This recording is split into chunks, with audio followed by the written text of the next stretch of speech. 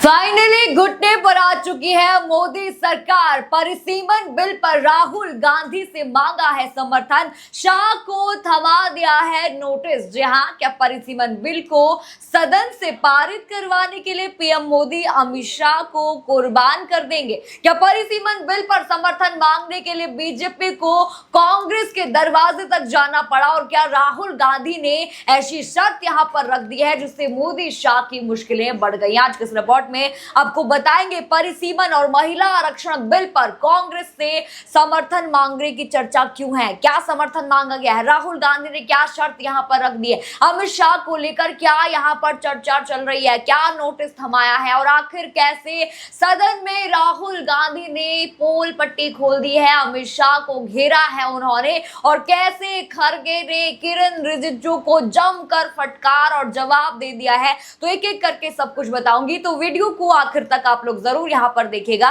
नमस्कार, मैं हूं राधा राणा और आप देख रहे हैं प्यारी। देखिए, खबर है कि एक तरफ मोदी कैबिनेट की बैठक में अमित शाह के इस्तीफे की मांग पर चर्चा हुई है, तो वहीं दूसरी तरफ अमित शाह को नोटिस जारी होते ही कैसे हड़कंप यहां पर मच गया, आपको सब कुछ बताऊंगी। लेकिन पहले आपको बता दूं कैसे भाजपाई नेता प्रतिपक्ष राहुल गांधी के सामने गिड़गिड़ाने के लिए मजबूर हो गए। जी हां, उनके सामने घुटने टेकने के लिए मजबूर हो गए। तो इस वक्त की लेटेस्ट खबर निकलकर सामने आ रही है, जरा बड़ी हेडलाइन स्क्रीन पर देखिए।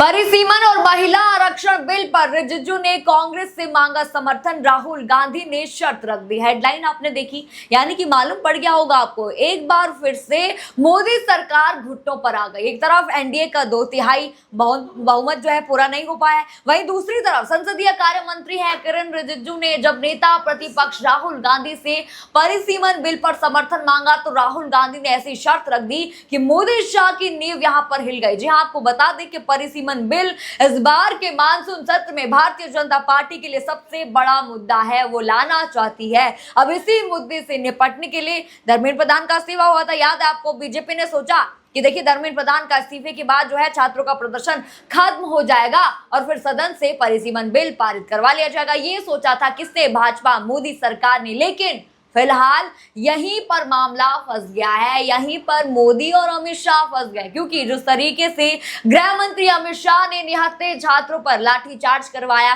पैलेट गन और AK-47 चलवाई है, उसको लेकर नेता प्रतिपक्ष राहुल गांधी से लेकर पूरा विपक्ष जवाब मांग रहे कि जवाब दीजिए, कहाँ हैं आप, जवाब दीजिए। एक तरफ अमित शाह सदन में आने के लिए तैयार नहीं है, वहीं दूसरी तरफ अमित शाह के इशारे पर संसदीय जो कार्य मंत्री है, नेता प्रतिपक्ष राहुल गांधी से बैठक करने पहुंच गए। कौन पहुंचे? किरण रिजिजू पहुंच गए। वही किरण रिजिजू जो राहुल गांधी के सामने भड़क गए थे कि भाई ऐसे कैसे आपने अमित शाह को बोल दिया कि आपने पैलेट गन चलाई है, वही अब देखिए कैसे खुद आए हैं, राहुल गांधी के पास आई है। खबर निकलकर सामने आई है कि भारतीय जनता पार्टी अब परिसीमन बिल पर कांग्रेस से समर्थन मांग रही है, कांग्रेस से भाजपा समर्थन मांग रही है। ये अपने आप में ही बड़ी खबर है। फिलहाल देखिए, राहुल गांधी ने समर्थन देने से साफ इनकार कर दिया है। भलाई दे भी क्यों, वो परिसीमन के खिलाफ तो वो वैसे भी हैं। राहुल गांधी का ये कहना है कि अगर परिसीमन बिल पर चर्चा करनी है तो पहले गृह मंत्री अमित शाह को सदन में आकर जवाब देना होगा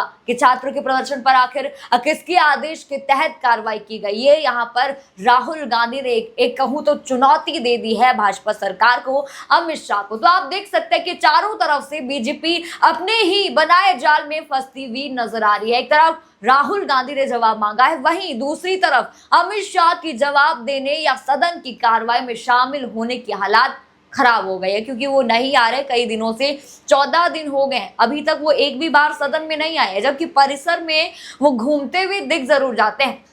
देखिए, आपको याद दिला दूं कि राहुल गांधी ने कैसे अमित शाह की पोल खोल दी थी। वीडियो की शुरुआत में मैंने कहा था कि राहुल गांधी ने अमित शाह की पोल खोल दिया है, तो बता दूं राहुल गांधी ने कहा था कि गृह मंत्री ने हमारे छात्रों पर गोली चलाने का आदेश दिया, हमारे छात्रों पर पैलेट चलवाए, भारत के छात्रों को गोली मारने का आदेश दिया। ये राहुल गांधी ने कहा है। जरा सदन का ये वीडियो देखिए। And I'm very happy today to see that the so-called Home Minister of this country does not have the courage to come and sit here. He does not have the courage to come come and sit here. Sir, please. आज प्रश्न है, I saw the Home माननीय Minister. मंत्री जी बैठे हैं, जिनका विधेयक है वो बैठे हैं। I saw the Home Minister, sir. Carcade. Sir, I saw the carcade. 30 cars. With the Home Minister sitting inside the car. Like that. Looking. Shaking.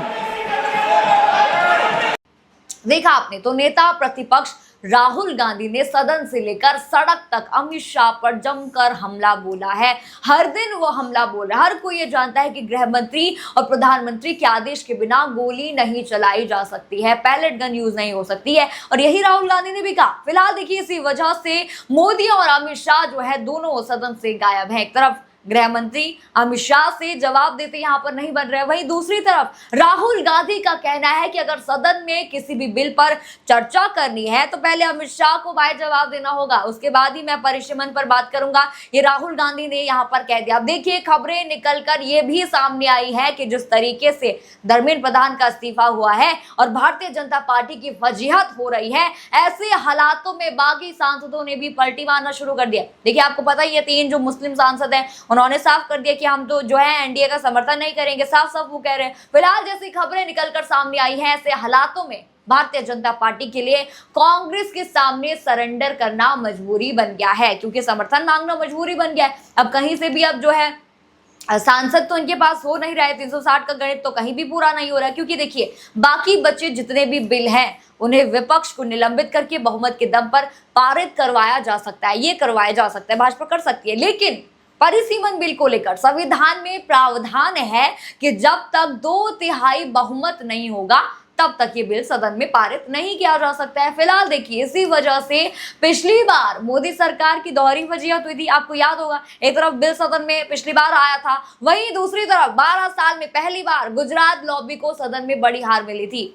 यही बिल जो था वो पास नहीं हो पाया था और 12 साल में पहली बार फजीहत मोदी सरकार की उस बार हो गई थी। इसीलिए इस बार मोदी सरकार कोई भी जोखिम, कोई भी रिस्क यहाँ पर लेना नहीं चाहती। अब देखिए, मैंने कहा था कि नोटिस जो है अमित शाह को भेज दिया गया है। देखिए, बता दूं, नायडू से और नीतीश कुमार से भी अब पीएम मोदी लगातार बैठक कर रहे हैं। आपको बता दें कि प्रधानमंत्री नरेंद्र मोदी की बिहार में बांकीपुर सीट पर हार के बाद नीतीश कुमार के साथ हाई लेवल बैठक हुई। आपने देखा ही है वो तस्वीरें। इस बैठक से अंदाजा लगाया जा रहा है कि किस तरीके से गृह मंत्री अमित शाह को साइड किया जा रहा है। देखिए, मतलब पहले जब भी भारतीय जनता पार्टी की कोई हाई प्रोफाइल सीट हारती थी तो अमित शाह के साथ बैठक होती थी, ठीक है। लेकिन अब अमित शाह की बजाय पीएम मोदी से सीधे कमान संभाल ली है, यानी पीएम मोदी जा रहे हैं। प्रधानमंत्री नरेंद्र मोदी जो है डैमेज कंट्रोल करने के लिए मैदान में उतर चुके हैं, यानी कि वो चाहते हैं कि कहीं नीतीश नायडू भी हमारे हाथ से भले ही जाए, जो है निकल ना जाए। पीएम मोदी लगातार एक के बाद एक बैठक यहाँ पर कर रहे हैं। पीएम मोदी और अमित शाह सदन में तो आ रहे हैं, लेकिन सदन की कार्रवाई में शामिल नहीं हो पा रहे। इसीलिए कहा जा रहा है कि अटकलें यहाँ पर लग रही हैं कि अमित शाह को पीएम मोदी ने नोटिस थमा दिया है कि भाई इस्तीफा दीजिए, हमारा जो है काम बहुत बिगड़ रहा है। ये शायद यहाँ पर कहा जा रहा है कि मोदी जी ने अमित शाह को कहा है। अब देखिए, जो किरण रिजिजू है आज राहुल गांधी से समर्थन मांग रहे थे, आपको पता ही है। अब बता दूं, जमकर मल्लिकार्जुन खड़गे ने लताड़ा है उनको। मैंने आपको शुरुआत में बताया था ना कि खड़गे ने जमकर यहाँ पर किरण रिजिजू को झाड़ दिया है। जरा वो वीडियो भी आप देखिए। सर, अब रिजिजू से मुझे सीखना पड़ रहा है। अरे रूल मैं भी ले रहा हूं ना, और आपके चेंबर में आके बोलते हैं, रोज वही लिख के आकर पढ़ते हैं। ये अगर रूल्स नहीं पढ़ूंगा, अगर मेरा मैटर अगर नहीं पढ़ूंगा, क्या तुम दिए तो मैं पढ़ूं? अरे it is my right what to speak, when to speak, how to speak. देखा आपने वीडियो, उन्होंने कहा कि आप नहीं बताएंगे कि हमें क्या बोलना है क्या नहीं बोलना है, हम अपने हिसाब से बोलेंगे, हमें पता है क्या इस सदन में बोलना चाहिए और नहीं बोलना चाहिए। इस तरीके से यहाँ पर मल्लिकार्जुन खड़गे ने जमकर यहाँ पर खदेड़ दिया है किरण रिजिजू को। लेकिन दोस्तों, सबसे बड़ा सवाल यहाँ पर यही है, क्या परिसीमन बिल पर 2/3 बहुमत का आंकड़ा भारतीय जनता पार्टी जुटा पाएगी? क्या राहुल गांधी की शर्तों के बाद सरकार बैकफुट पर आ गई है? क्या आने वाले दिनों में अमित शाह को इस्तीफा देना पड़ेगा? और क्या लगातार हो रही बैठकों के बाद जो है नीतीश नायडू नाराज चल रहे हैं? आपको जो भी इस खबर पर लगता है हमें कमेंट सेक्शन में अपनी राय जरूर बताइए। खबर आपको पसंद आई हो तो वीडियो को लाइक करें, शेयर करें और चैनल को सब्सक्राइब करना बिल्कुल मत भूलिएगा और बने रहिए पीआरबी के साथ। धन्यवाद।